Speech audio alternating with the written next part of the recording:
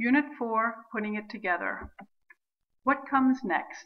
We've looked at some websites to check for relevancy. We've looked at other websites to check for credibility. Now we need to combine everything that we have learned so that we can put it into practice and find the best possible websites for our research. But before we review more websites, let's ask some questions. What happens if a site is relevant but not credible? Or credible but not relevant? Some websites look good at first glance, but have real problems after the facts are checked a little more thoroughly. A website needs to be checked for both relevancy and credibility. Everything needs to be evaluated and thought through to determine if the site is appropriate for research. Let's look at some examples.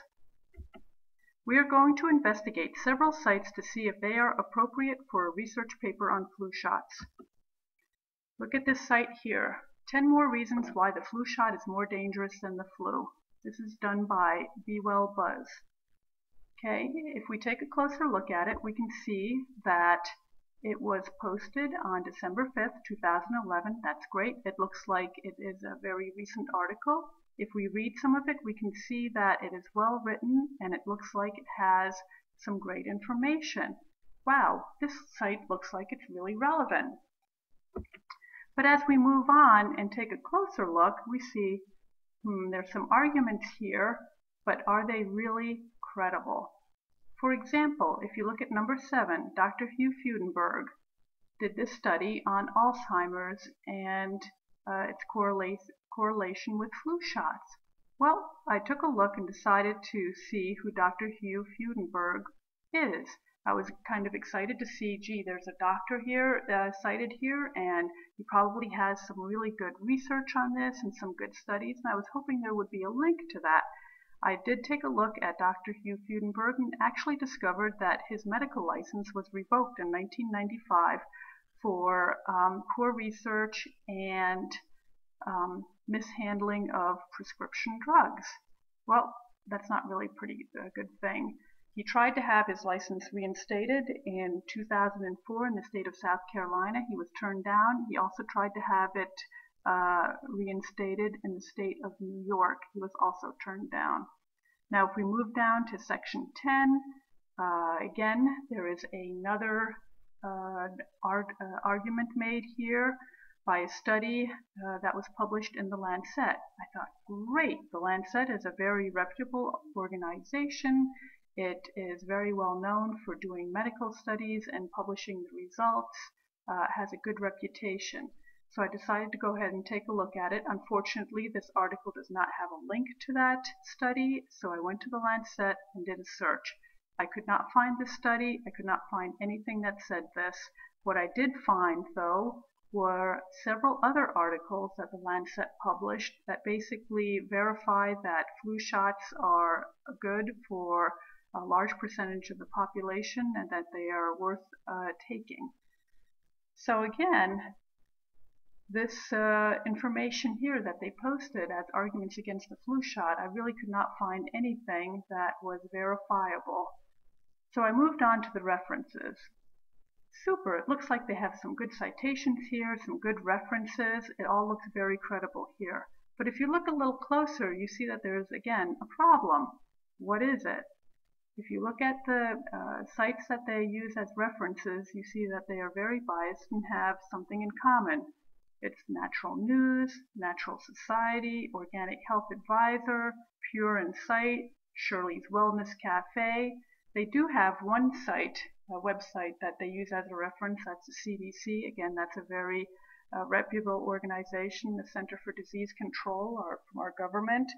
But that article that they're citing there is just a basic article on the flu shot. So there's not really anything to argue about with that.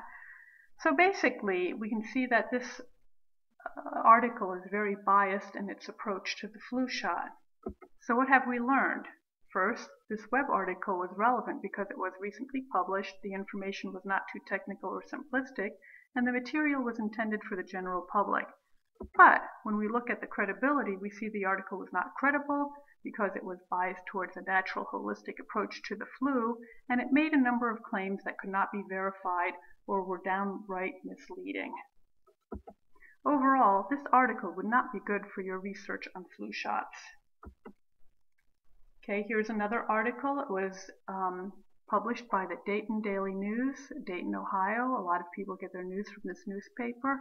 Pros and cons to getting flu shots. At first glance, this article looks very credible.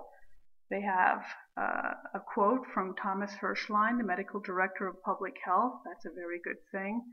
Basically, he says that when there's a large body of evidence saying it's been scientifically established that there are very significant benefits to vaccinations compared to risk, that's important information that people need to know. If you look at it some more, you see that the article refers to the CDC, again the Center for Disease Control, and refers to some of the information that they've posted about flu shots. So it looks like the information is credible, it's reputable, and it looks good. But if you take a closer look at the relevancy, you see, one, that it was published October 3rd, 2009.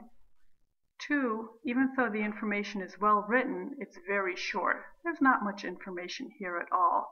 That really does not make it very relevant as something you would use for your research paper, because quite frankly, there's not a whole lot of information here.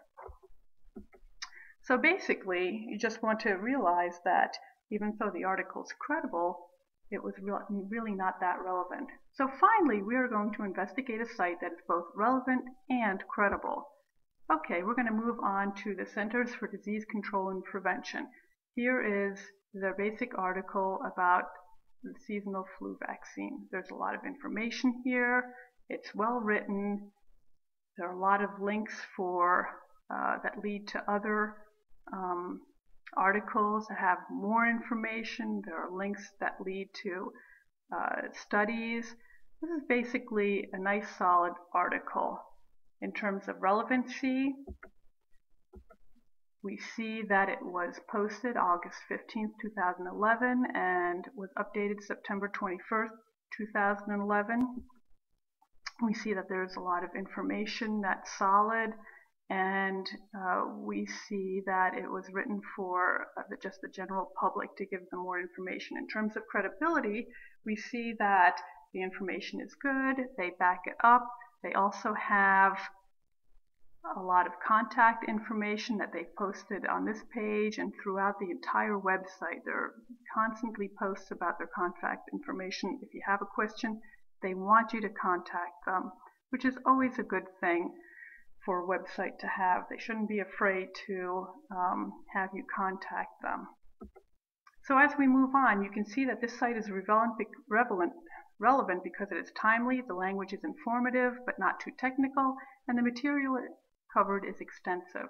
The site is also credible because the creator, the CDC, is well known and reputable. The information has been backed by various studies, and the site repeatedly displays its contact information.